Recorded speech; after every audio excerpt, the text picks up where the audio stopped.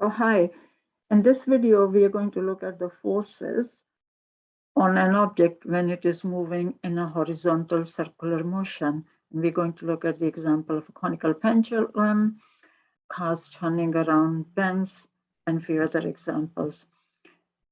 So in this question, ball goes around and around in a horizontal circular motion of a radius r with a constant speed. So speed remains constant, but obviously direction is changing. And if direction is changing, that means that there must be a force.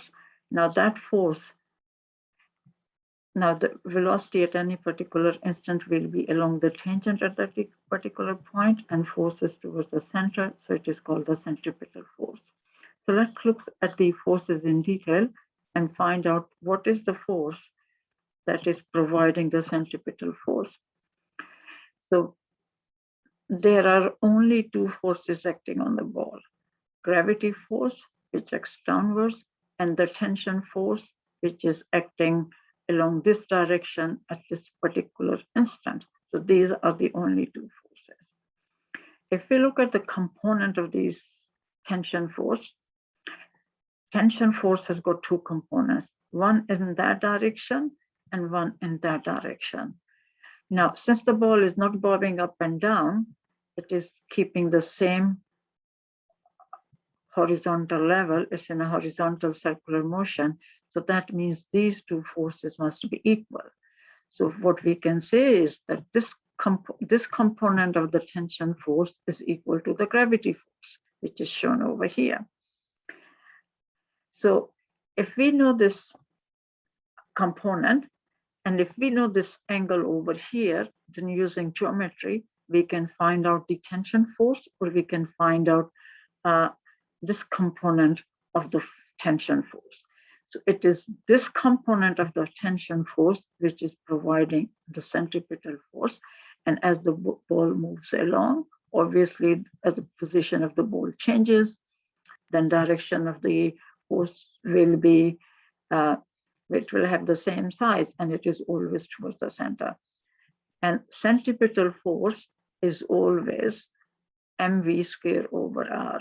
So by using geometry, we find out the size of this force and then apply mv square over r to find the velocity of the ball at any particular position or the size of the velocity. So that is one example.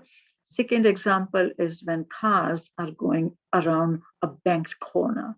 So this car is going at a constant speed. So motion is like this one in a horizontal circular motion. So it's keeping the same horizontal level. So that will be the, from here to there, will be the radius of the motion of the car. So let's look at the forces in this question. Again, there's a gravity force acting downwards.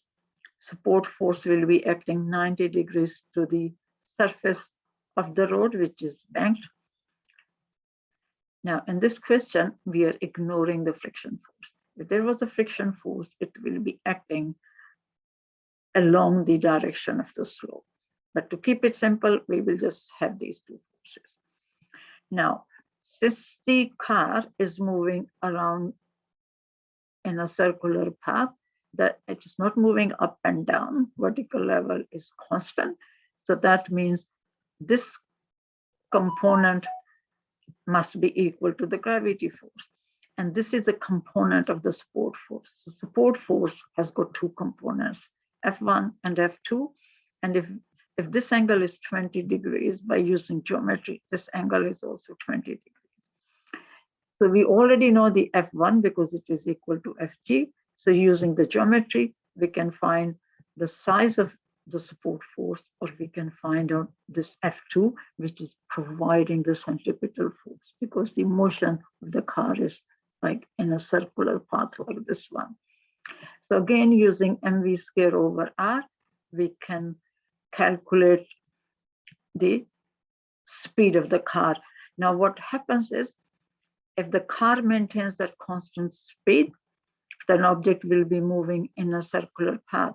So depending on what the size of this force is, this force will determine the speed of the car. If car goes at a faster speed than that one, that it will not be able to stay along this path. So this must be a road which is going along that, then it will go along the tangent at that particular point. Now let's look at gravitational motion, or a motion of a satellite around the Earth, or of any satellite. Again, it's an example of horizontal circular motion, but forces will be slightly different. So first of all, we will have to find out what the forces are. So this one is representing the Earth. This one is representing a little satellite, which is going around at a constant speed, around and round along here. Now, gravity depends on the mass of the planet, and it depends on the radius of the planet. So gravity on the surface of the Earth, this one is just not to the scale a person standing on the surface of the Earth. So gravity on this person will be more as compared to the gravity on the satellite, because satellite is further away. And what's the relationship? Gravity, which is also called the centripetal acceleration, is proportional to the mass of the planet, that's planet Earth, and it is inversely proportional to the square of the distance, that is from the center up to that one over here. Now, we already know from the circular motion that centripetal acceleration is v square over r. So at this point, we will use this formula to calculate the gravity or the acceleration, or if we were given the speed, we can use this formula. Now, force on satellite will be towards the center of the Earth, and that will be the mass of the satellite times the gravity. So we can use this formula, F equals mg, and so this one divided by the mass of the satellite gives us the gravity force, and that is by equating it equal to mv square over r, we can calculate the speed of the satellite at this particular radius. Now, and again, you can look at the values and find out what should be the speed at this particular radius.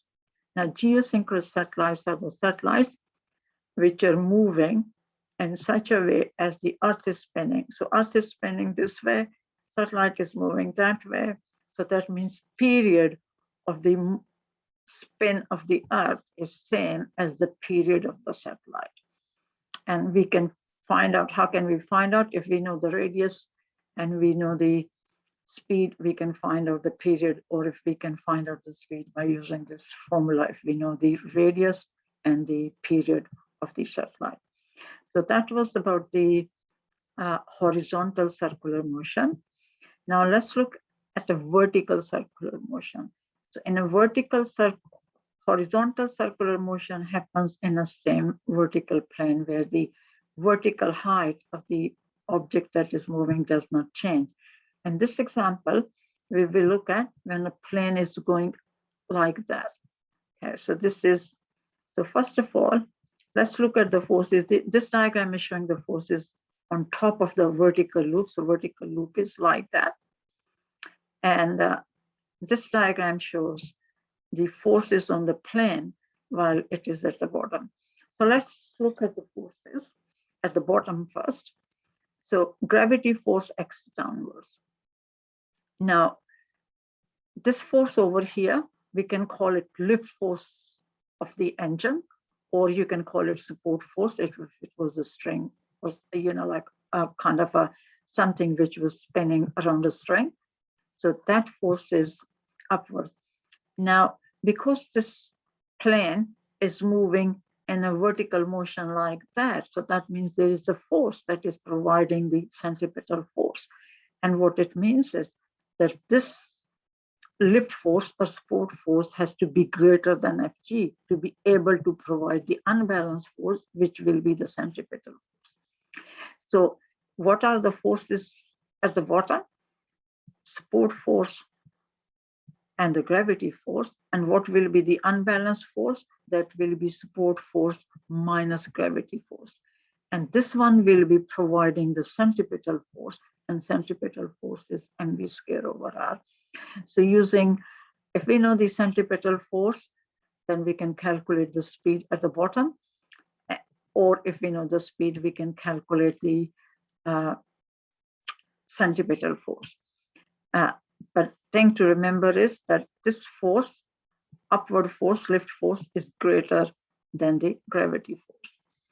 Now, in a vertical circular motion, like this one, forces are not constant because the vertical height is changing.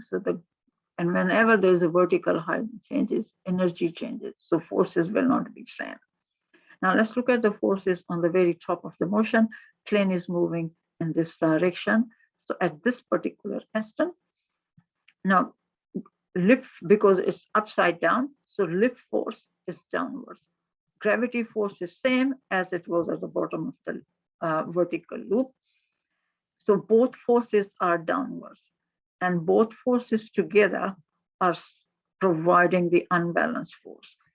So what will be the centripetal force? Centripetal force will be unbalanced force, which is support force plus Fg, and that is equal to Fg plus support force is equal to centripetal force, which is mv square over r.